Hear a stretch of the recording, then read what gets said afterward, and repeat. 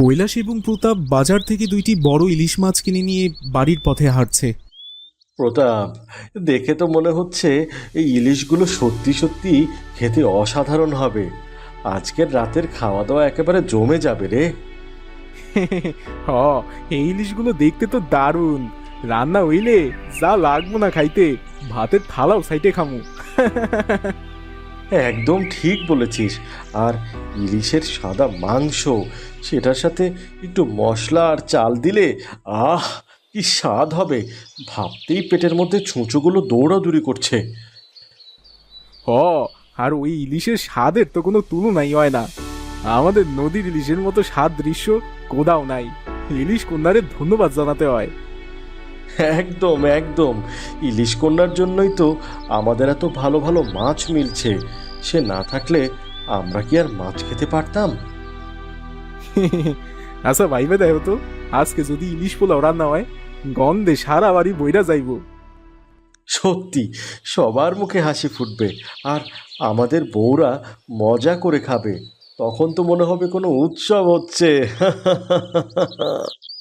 হ হ, চলো এখন তাড়াতাড়ি বাড়িতে যাই।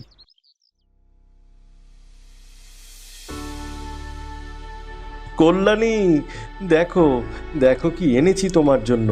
বিশাল একটা ইলিশ মাছ। এত বড় ইলিশ কোথা থেকে পেলে? এটা তো আমাদের নদীর মাছ গো। আজকে একদম সস্তাতেই পেলাম, ভাবলাম তোমাকে খুশি করব। বাবা, এত বড় মাছ! মা, আজকে আমরা কি রান্না করব এই মাছটা? তুমি তো সত্যি বড় সস্তা এনেছো। এমন বিশাল মাছ খুব কমই দেখি, কিন্তু শুধু ইলিশই আনো প্রতিদিন। অন্য মাছ খেতে মন চায় না তোমার? কি করব, নদীতে ইলিশ কন্যার আশীর্বাদ তো। শুধু ইলিশই আসে নদীতে, অন্য মাছ ধরতে গেলেই জাল ফাঁকা পড়ে। তাই তো বলি, সবাই তোমার মতো ইলিশ খেতে ভালোবাসে বলেই দাম কমে গেল নাকি? সস্তায় কিনে এনে তো তোমার রান্নার হাতের জাদুতে আজ ইলিশ পোলাও হবে। কি বলো, তাই না? মা, আজ ইলিশ পোলাও, হুররে! ঠিক আছে, তোমার জন্য ইলিশ পোলাওই হবে, কিন্তু এই মাছ কাটতে তোমাকেও সাহায্য করতে হবে কৈলাস। তুমি বললেই হলো। তুমি মাছ কেটে দাও, আমি বাকি সব ব্যবস্থা করব। বাজারে গিয়ে একটু পোলাওর চাল কিনে আনি। আমি আগে থেকে আনতে একদম ভুলে গিয়েছিলাম। কৈলাস বাজারের ব্যাগ হাতে রওনা দেয় পোলাওর চাল কিনতে। দোকানে পৌঁছে হাউনের দোকানে গিয়ে কথা বলে। হাওন, পোলাওর জন্য ভালো চাল লাগবে। ভালো কিছু চাল দাও দেখি। কৈলাস ভাই, তোমার জন্য আলাদা চাল রাখছি, এই নাও সব থেকে ভালোটা। কৈলাস চাল নিয়ে খুশি মনে পয়সা মিটিয়ে বাড়ির পথে রওনা দেয়। পথে কয়েকজন বাজারের মানুষ কথা বলছে, তাদের আলাপ কানে আসে। শুনছ, ইলিশ তো আর খাওয়ার উপায় নেই, খাইলেই নাকি গলায় কাটা বাঁধে। হ্যাঁ হ্যাঁ, অনেকেই বলছে ইলিশের কাটা এখন এত বিষাক্ত হয়ে গেছে যে খাইলেই বিপদ। কৈলাস এই কথাগুলো শুনে একটু থমকে দাঁড়ায়, কিন্তু সে মানতে চায় না। কিছুক্ষণ দাঁড়িয়ে চিন্তা করে। এত কথা শুনে গা ভাসাতে পারবো না। ইলিশ তো আমাদের নদীর গয়না, আমাদের ঐশ্বর্য। সাবধানে খেলে কিছুই হবে না। কৈলাস চলে যায়। কৈলাস বাড়ি ফেরে। বাড়িতে এসে কল্যাণীর সামনে চালের ব্যাগ রাখে, কিন্তু মুখে চিন্তার ছাপ। তোমাকে চিন্তিত দেখাচ্ছে। বাজার থেকে ফিরে এত ভাবছো কেন? রাস্তার ধারে কিছু লোক বলছিল ইলিশ খেতে গেলে গলায় কাঁটা বাঁধে। এসব কথা শুনে আমার কেমন যেন লাগছে। এইসব আবার কিসের কথা? সাবধানে খেলে তো কিছু হবে না, চিন্তা করো না। ইলিশ পোলাও রান্না হবে, ঠিক আছে? হ্যাঁ, আমিও ওটাই ভাবছিলাম। মানুষের কথায় জীবন থেমে থাকে নাকি? আজকের রাতের ইলিশ পোলাও হবে ভেবেই কেমন জিভে জল চলে আসছে। তুমি ঘরে গিয়ে বসো, আমি তোমার জন্য ইলিশ পোলাও করে আনছি। পুজো মা, পড়া কেমন হচ্ছে? কিছু সাহায্য লাগবে নাকি তোর? বাবা, আমি ঠিক আছি। একটু পরে কিছু প্রশ্ন আছে, তাতে তোমার সাহায্য লাগতে পারে। কৈলাস পাশে বসে তার মেয়ের পড়া দেখে। কিছুক্ষণ পর কল্যাণী ইলিশ পোলাও নিয়ে আসে। তোমরা বসো, আজকে বিশেষ রান্না হলো ইলিশ পোলাও। খেয়ে দেখো কেমন হয়েছে। বাহ, দারুণ দারুণ লাগছে তোকে। চল চল, এবার আমরা একসঙ্গে সবাই মিলে খেতে বসি। আনন্দের সাথে খেতে শুরু করে। ইলিশ পোলাওয়ের গন্ধে পুরো ঘর ভরে যায়। মা, এটা তো অসাধারণ লাগছে, আমি তো একেবারেই মুগ্ধ। এদিকে একসাথে খেতে খেতে সবাই একযোগে গলাতে কাটা অনুভব করে। কি হচ্ছে? আহ, আহ, আহ, গলায় কাটা বিঁধে গেছে মনে হচ্ছে। আচ্ছা, এইটা কি করে সম্ভব? সবাই একই সাথে কাটা অনুভব করছে। সবার মধ্যে আতঙ্ক ছড়িয়ে পড়ে। বাবা, আমার গলাও কাটা বেঁধে গেছে। ইলিশ কন্যা কি আমাদের উপর তাহলে অভিশাপ দিয়েছে? সবাই কষ্টে কাটা নামানোর চেষ্টা করে, কিন্তু তা খুব সহজে হচ্ছে না। একটু শুধু ভাত মুখে দিয়ে গিলে নাও না, দেখো তো কাঁটাটা নামে কিনা। বাবা, আমি আর খেতে পারছি না। পূজা, পূজা মা, চেষ্টা কর, কাটা নেমে যাবে।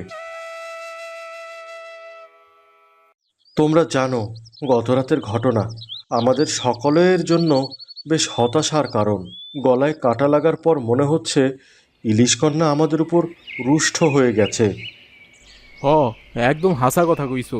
আমি তো ভাবতাছি আর ইলিশই খামু না। এর আগে আমি কখনো এমন কষ্ট কখনো পাই নাই। ওরে বাবা, সে যে কি কষ্ট! আমরা কি করব? ইলিশ খাওয়া বাদ দিয়ে খাবোটা কি? সবাই বলছে এইসব নাকি ইলিশ কন্যার রোষ, কিন্তু আমাদের তো খাবার দরকার। তাহলে কি করব? আমরা ইলিশ খাওয়া পুরোপুরো বন্ধ করতে না পারি, কিছুদিনের জন্য হলে বাদ তো দিতে পারি। হ, ইলিশ মাছের বদলে অন্য মাছ খাওয়াই ভালো। তাহলে আমরা একটা সমাধান খোঁজার চেষ্টা করি, যদি কিছু একটা সমাধান পাওয়া যায়। কি আর করমু, কোনো উপায় তো পাইতাছি না। তোমরা সবাই কি জানো? আমি শুনেছি জঙ্গলের মধ্যে সাধু বাবার কাছে গেলে এই সমস্যার সমাধান পাওয়া যাবে। সত্যি? তিনি কি আমাদের ইলিশ কন্যার ক্রোধ মেটানোর জন্য কোনো উপায় বলে দিতে পারবেন? কিন্তু জঙ্গলে যেতে হবে, তুমি জানো তো সেখানে পৌঁছাতে কিছুটা সময় লাগবে। তবুও আমরা তো চেষ্টা করতে পারি। আমাদের এই সমস্যার সমাধান চাই। ঠিক আছে, চলো যাই। সাধু বাবার কাছে গেলে হয়তো তিনি আমাদের কিছু একটা উপায় দেবেন। সবাই একে অপরকে দেখে কিছুক্ষণ চিন্তা করে তারপর সম্মতি জানায়। তাহলে চলো, সময় নষ্ট না করে বরং জঙ্গলের দিকে এগিয়ে যাই। চলো, এই সুযোগে আমরা ইলিশ কন্যার রোষ থেকে মুক্তি পাইতে পারব। সকলে সাধু বাবার বাড়ির সামনে গিয়ে দাঁড়ায়। সাধু বাবা, সাধু বাবা, আপনি কি বাড়িতে আছেন? সাধু ঘর থেকে বেরিয়ে আসে। আমি জানতাম তোমরা আসবে। হ্যাঁ বাবা, আমরা অনেক বড় সমস্যার মধ্যে পড়ে গিয়েছি।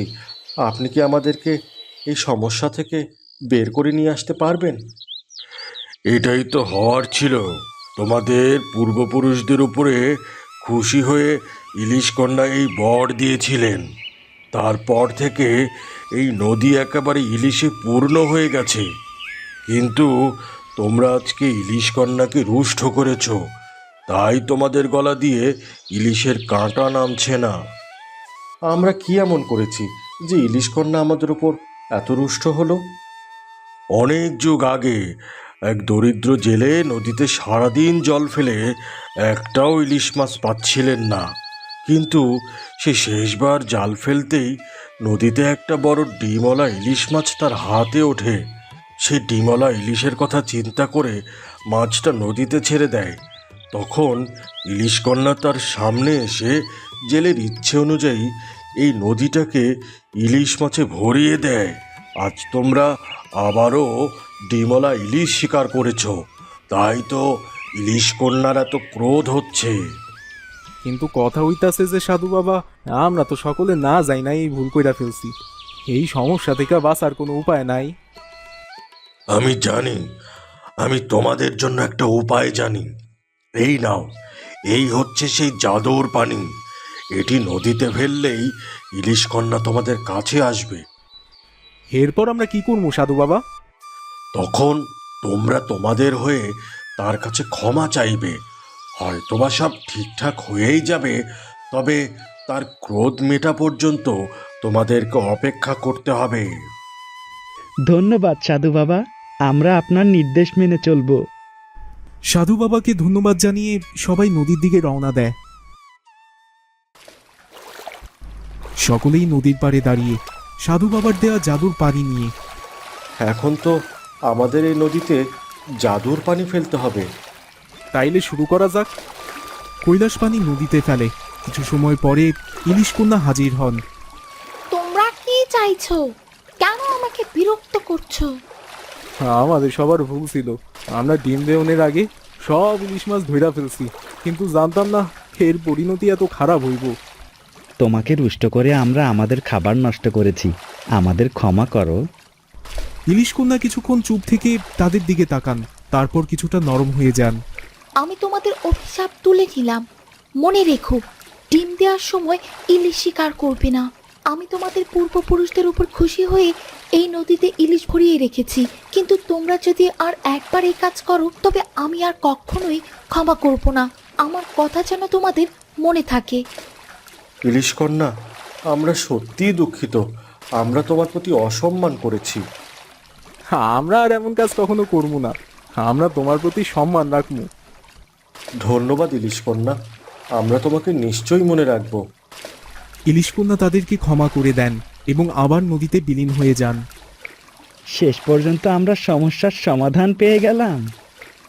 হ্যাঁ হ্যাঁ, আর আমাদের এবার থেকে আরও বেশি সতর্ক থাকতে হবে। সবাইকে ডিম দেওয়ার সময় ইলিশ মাছ ধরা থেকে বিরত থাকতে হবে। হ হ, আমরা সকলে সেটাই করবো।